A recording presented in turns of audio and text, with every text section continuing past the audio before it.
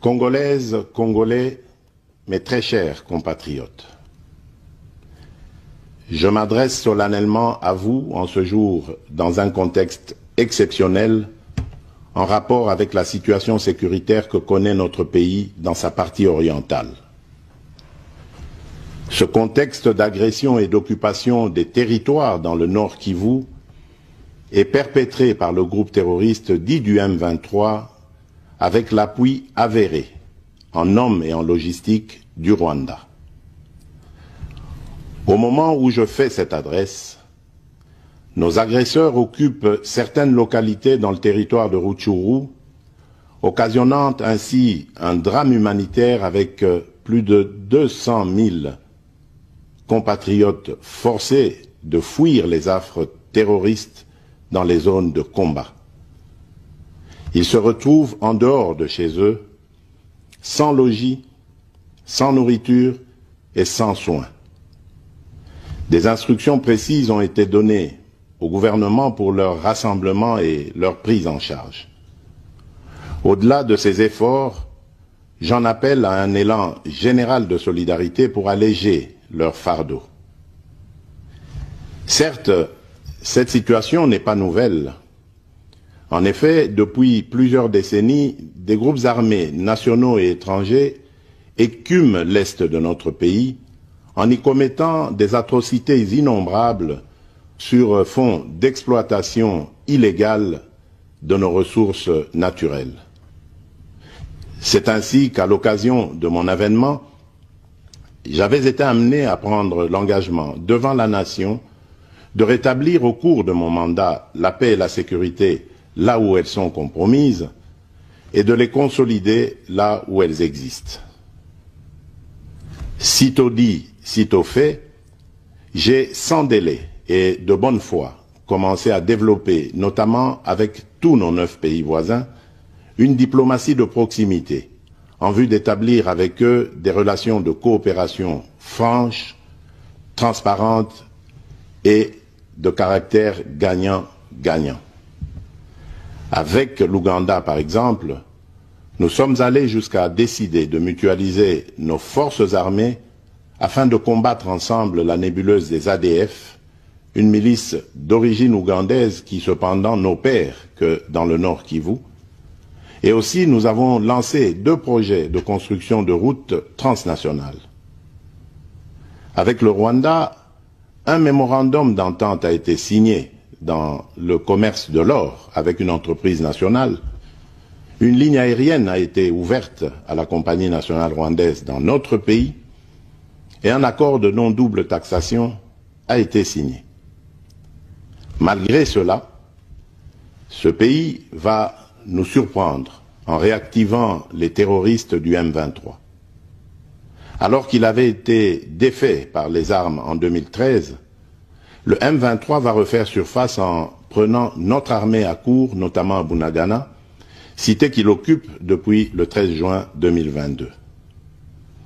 En effet, sous la fallacieuse accusation de soutien des FARDC au FDLR, le Rwanda a en réalité des velléités expansionnistes, avec comme intérêt principal l'appropriation de nos minerais, et pour ce faire, il s'active à déstabiliser l'Est du Congo pour créer une zone de non-droit en vue d'assouvir ses appétits criminels.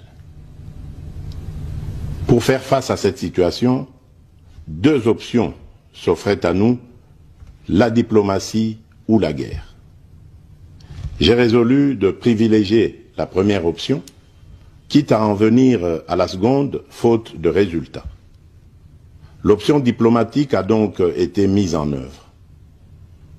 C'est ici l'occasion pour nous de rappeler que notre attachement à la recherche de la paix par des voies pacifiques n'est aucunement un signe de faiblesse, moins encore un aveu d'une incapacité de notre pays à s'inscrire dans une logique de guerre totale contre tous ceux qui continuent à abuser de notre patience, mais plutôt une expression de notre culture de paix et de notre identité légendaire de peuple hospitalier.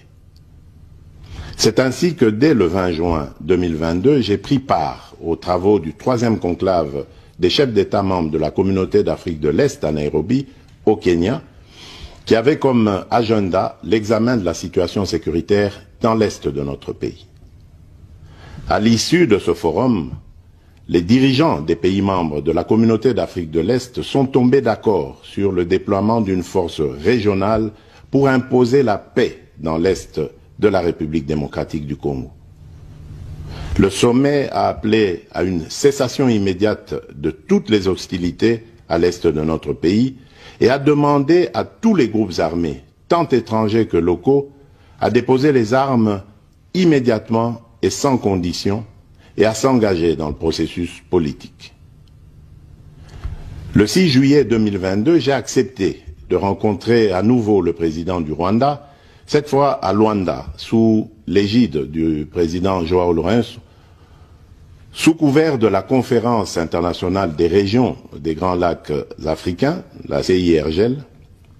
Il en est sorti une feuille de route qui stipule entre autres objectifs normaliser les relations politiques et diplomatiques entre la République démocratique du Congo et le Rwanda.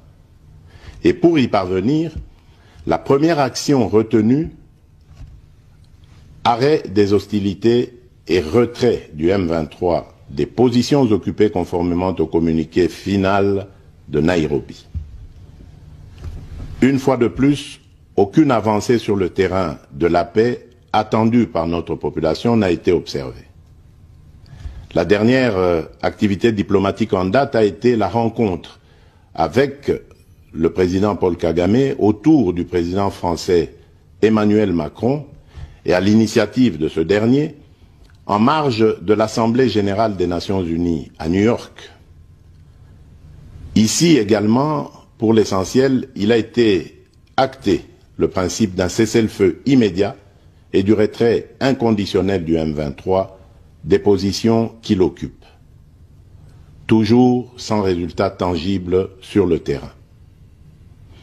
Mes chers compatriotes, comme vous pouvez le constater, malgré notre investissement et les efforts fournis dans cette optique, la paix et la sécurité ne sont pas au rendez-vous. Garant de l'indépendance, de l'unité nationale et de l'intégrité territoriale, je réitère mon engagement constitutionnel de défendre la patrie jusqu'au sacrifice suprême. Mes très chers compatriotes, ne doutons jamais qu'ensemble réfléchis et engagés, nous puissions changer le monde. À vous, nos vaillants soldats, vous qui avez pris l'engagement de servir sous le drapeau, je vous invite ici au sens élevé du patriotisme en ce temps particulièrement exceptionnel de notre histoire, de défendre notre pays, de protéger l'intégrité de son territoire et d'assurer la sécurité des Congolaises et des Congolais contre toute agression ou attaque d'où qu'elle vienne. À vous, mes très chers compatriotes, la guerre qui nous est imposée par nos voisins exige de chacun de nous des sacrifices. C'est le moment de taire nos divergences politiques pour défendre tous rassemblés notre mère patrie.